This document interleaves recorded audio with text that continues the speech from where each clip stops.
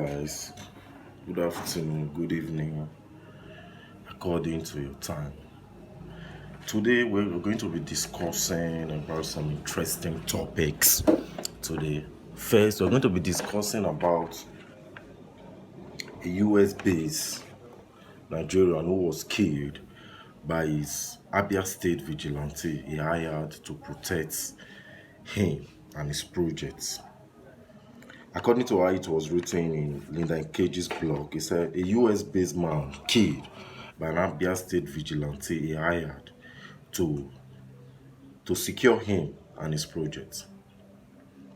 A US based Abia State man came back from US to start up a project in Abia State, a gas project. So when the guy came back from UX, he decided to seek for the help of a vigilante group so that they will be able to guide him when he's doing his projects. He hired one of them that was guiding him. One thing led to the other. I don't know the vigilante guy, whether he was envious of the guy, just decided to murder the young man, buried him in a shallow grave, and made away with his car. But thank God being so good. He made away with his car to Port Harcourt as he was trying to sell the car to a car dealer. Because of the way he was doing and the price of the car that he was mentioning, the Venza, the person that wanted to buy the car became very suspicious of him. Then he decided to search the car. Then he found blood in the car. So one thing led to another. He had to call the police. And the police came. They started interrogating the guy. Where is he from? Why is he selling the car? The guy said that he was having an issue. That is the reason he want to sell the car. What does he do for a living? He says a security agent. One thing led to the other. They have to touch him a little bit. Then the guy confessed that this is what he did. That he killed his boss, buried his boss in a shallow grave, then made away with the car. My question these days is that you will be in another man's country. Nothing will happen to you. You will be fine. You will be safe, secured. Coming back home to where you were born and bred, you can't find security there. This is why you see some people when they travel outside, coming back to Nigeria, it becomes very, very, very difficult for them. Because you will be in another man's country, you will be very safe, you will be healthy, nothing will happen to you. The day you venture your leg in Nigeria, before you know, one thing will lead to the other, they say the person is dead. Because the insecurity in Nigeria, to be honest, is really, really, really, really getting too much. In your own country, you can't be free. But when you are in another man's country, you are very free. You can do whatever you want to do. Nobody will harass you. But we thank God that he was caught. Now he's going to face the wrath of the law. I just pray that the soul of the man that died, the soul rest in paradise. Let's move to the other topic for today, guys. The other topic today I'll be discussing about EFCC and Yahoo Boys. To be honest, in Nigeria now, the way EFCC are arresting our young guys is really, really, really getting too much. Sometimes, if you look good, is a problem in Nigeria.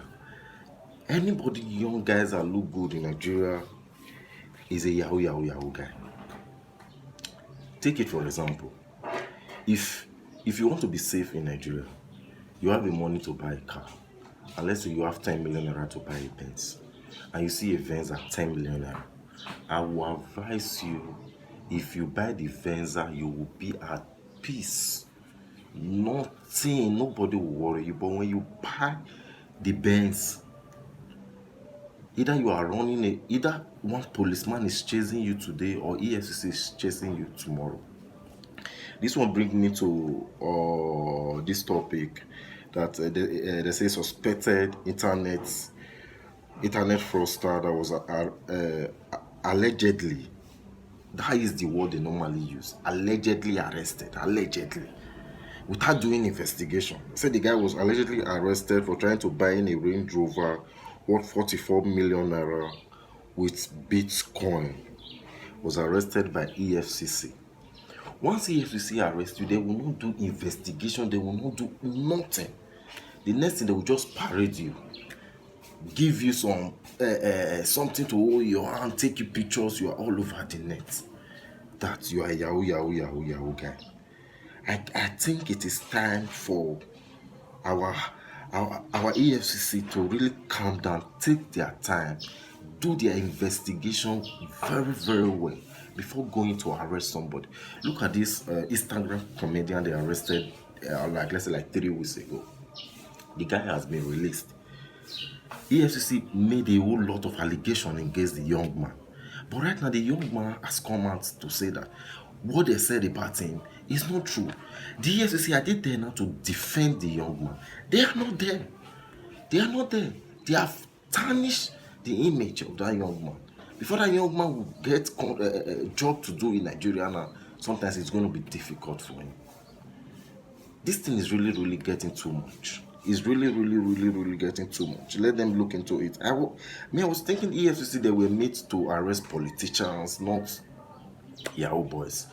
Because these days, they are not even looking at the politicians that are really making the country insecure for us to live in. To be honest, I don't blame anybody that is outside the country that said, "Oh, I'm not coming back home to Nigeria anymore." Because when he's outside Nigeria, it's okay, it's secure, he can do whatever he want to do. Guys, kindly leave your comment below and let me know how you feel about what we talked about today. Please, guys, do not forget to like, share, subscribe, hit the notification so that anytime I post a new video, you will be the first to see. Thank you, guys. Love you guys. Bye.